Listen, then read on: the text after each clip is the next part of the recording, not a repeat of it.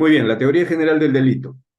Como ya más o menos hemos tratado durante el curso, hay pues una teoría general del delito. La ciencia penal, en el derecho penal, nada está librado a la suerte, nada está librado a la ambigüedad, a la irracionalidad. Más bien, la teoría del delito es una forma de sistematizar, de racionalizar el conocimiento penal para poder establecer en qué momento se debe imputar ciertos hechos y quién debe responder personalmente por estos hechos cuando es un delito.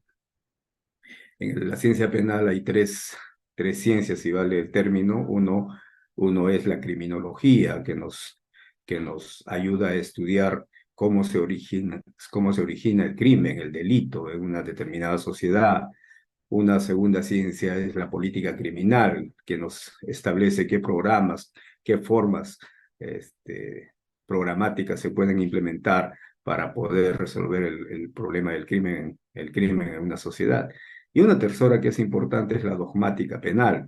La dogmática penal son teorías, son categorías que utiliza el derecho penal para poder explicar justamente cuándo un hecho constituye delito y cuándo este hecho que constituye delito se puede imputar a una persona, ¿no? Entonces, los científicos penales integrantes de la dogmática penal han establecido estas categorías que estamos viendo en la pantalla. Uno es, ¿no es cierto?, cuando hay un hecho, un acto, una conducta que se supone tenga una sospecha de ser delito. Entonces se tiene que establecer si esa conducta, esa acción es típica. Esa es la primera categoría que la teoría general del derecho ha establecido. La dogmática penal ha establecido que esta conducta tiene que ser típica. La tipicidad está contenida en la parte del Código Penal, en la parte especial del Código Penal. En la parte especial del Código Penal están pues señalados todos los delitos que en el caso peruano se establece como injustos, como ilícitos. Entonces, la tipicidad tiene relación con la parte especial del Código Penal. Entonces, una acción, una conducta es típica cuando, cuando este hecho pues está subsumida en alguno de los artículos que establece el, la parte especial del Código Penal. Por ejemplo, puede ser homicidio, puede ser robo agravado, hurto agravado, el delito de lavado de activos, que está también en leyes especiales. O sea, no solamente en el Código Penal, en la parte especial están establecidos los delitos, sino también en leyes especiales. Entonces, el primer paso, la primera categoría que ha establecido la teoría general del delito es que esta conducta, esta acción, tenga que ser típica. La segunda categoría, el segundo filtro, es la antijuricidad. La antijuricidad es una segunda parte para poder establecer que una acción es, es pues delito, que se constituye en delito. Entonces, una acción no solamente tiene que ser típica, que esté configurado en un catálogo, en una norma jurídica penal de la parte especial del Código Penal, sino que además tiene que ser antijurídica. Y la antijuricidad tiene mucho que ver con las causas justificantes, con las justificaciones, con los permisos que da el derecho para que esta conducta, que si bien es cierta, es típica, es ilícita, pueda aceptarse, ¿no? Entonces, la antijuricidad más o menos es una teoría de las justificaciones de la conducta típica. Y finalmente, una tercera categoría que establece la teoría general del delito para que se pueda establecer que haya delito en una acción, en una conducta, en un comportamiento humano. Siempre empezamos por un comportamiento humano, es que ésta sea culpable. Es decir, que se le puede achacar la culpa a la persona, al sujeto que está premunido, ¿no es cierto?, de ciertas condiciones, facultades psicológicas, como la mayoría de edad, para comprender cuándo un hecho es lícito o cuándo es un hecho ilícito. Entonces, se puede hablar de culpabilidad. Las personas que no comprenden, que no tengan esa capacidad psicológica, esa capacidad personal de poder comprender el delito, entonces estarían exentos pues, de responsabilidad.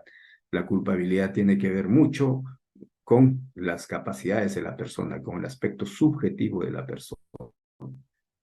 Entonces, son pues las categorías que nos ha establecido el código, digo, la teoría general del delito, la dogmática penal, para poder pues limitar las facultades punitivas que tiene el Estado. El Estado fácilmente puede castigar a todas las personas con una u otras intervenciones cuando vemos que hay excesos policiales, hay excesos de investigaciones fiscal o de sentencias, en el que pues a veces se exceden, pero la teoría general del delito nos está dando este marco para poder establecer cuándo hay delito.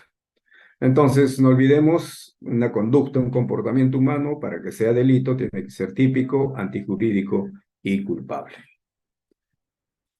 La antijuricidad, que es el caso que vamos a tratar, está más o menos señalado o es sinónimo de contrario a derecho. Si una conducta es típica, si una conducta está dentro del catálogo del Código Penal, entonces no basta eso, tiene que estar contrario a todo el derecho, no importa aquí si es de derecho civil, administrativo, tiene que haber, tiene que estar en oposición a todo el derecho. Ahora, si no está en oposición a todo el derecho, hay pues, está justificado, hay causas de justificación de que esa conducta típica, ¿no es cierto?, está permitido, está de acuerdo al orden jurídico, ¿no? Entonces no habría delito. La antijuricidad entonces te hace confrontar esa conducta típica con todo el ordenamiento jurídico para ver si hay pues una causa de justificación, un permiso jurídico, de orden jurídico, para obrar como obró, para justificar, para explicar cómo ha obrado, ¿no es cierto? Entonces ese permiso le va a dar una posibilidad o definitivamente le va a dar la posibilidad de que esa conducta típica ya no sea delito, ya no hay delito. La culpabilidad, actúa culpablemente la persona que comete un acto. Cuando hablamos de la culpabilidad, como hemos estado señalando, estamos hablando de la persona que comete un acto antijurídico tipificado en la ley penal como delito. Entonces se le exige, ¿no es cierto?, actuar de modo distinto. La persona podría actuar de modo distinto, pero no lo hace, no lo actúa contrario a derecho. Es una causa de exclusión de la responsabilidad penal por razones de la capacidad humana, la capacidad de comprensión de las personas. Entonces, más o menos aquí hay dos conceptos de la antijuricidad como una causa de justificación de la conducta típica y la culpabilidad como una exclusión de la responsabilidad penal por razones de capacidad. Ahora, veamos la importancia del artículo 20. Como estaba señalando, hay que ver la importancia del artículo 20 para establecer la antijuricidad y la culpabilidad. Taxativamente regula los supuestos de antijuricidad y culpabilidad desde el inciso 1 al inciso 11. Si podemos revisar y podemos abrir todos nuestro Código Penal, en el artículo 20, vamos a ver pues una serie de incisos con el título de causas que eximen o atenúan la responsabilidad penal. La antijuricidad y la culpabilidad son pues categorías de la teoría del general del delito que eximen o atenúan la responsabilidad penal. Entonces, en la exposición de motivos del Código Penal de 1991 se señala incluso que este artículo 20 tiene, ¿no es cierto?, su fuente en el Código Penal alemán de 1975. Cuando los codificadores hicieron este código de 1991, tuvieron mucho cuidado para poder prescribir este artículo 20 en el que se señalan causas eximentes o atenuantes de la responsabilidad penal que tienen relación directa con lo que es la antijuricidad y la culpabilidad, ¿no? Entonces, creo que es de valiosa importancia que ustedes puedan revisar este artículo 20, como lo vamos a hacer a continuación. En el capítulo 3 del Código Penal, ustedes van a encontrar causas que eximen o atenúan la responsabilidad penal. Entonces, el artículo 20 dice inimputabilidad o están exentos de responsabilidad penal cuando una persona está exento de responsabilidad penal. El primer inciso dice, el que por anomalía psíquica, grave alteración de la conciencia o por sufrir alteraciones en la percepción que afectan gravemente su concepto de la realidad, no posea la facultad de comprender el carácter delictuoso de su acto o para determinarse según esta comprensión. El inciso 1 está normando un caso específico de culpabilidad. Señala, el que por anomalía psíquica, ¿no? Grave alteración de la conciencia,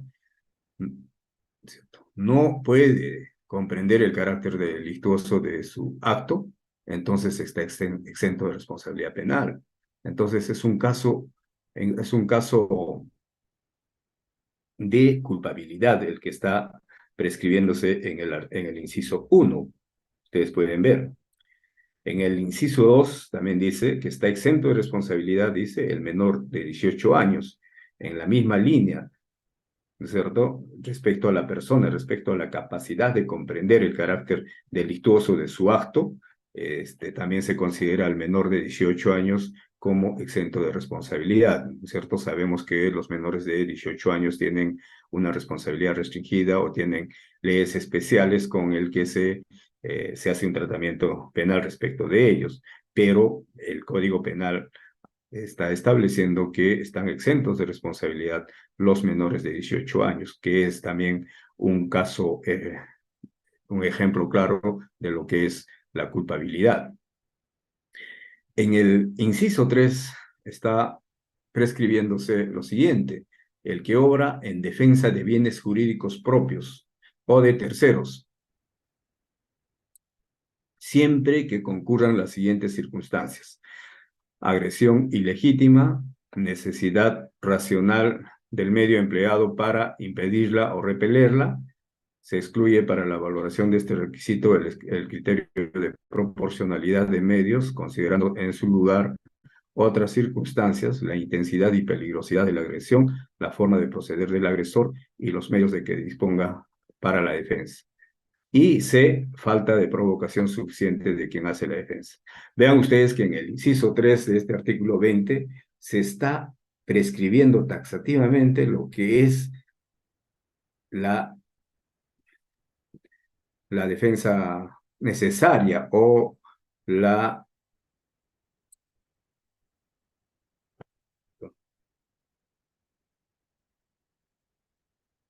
la defensa legítima, ¿no? Cuando hay una agresión ilegítima, entonces ahí pues se puede plantear una defensa respecto de esa agresión legítima. Este inciso 3 es pues claramente un caso, un claro ejemplo de lo que es la antijuricidad.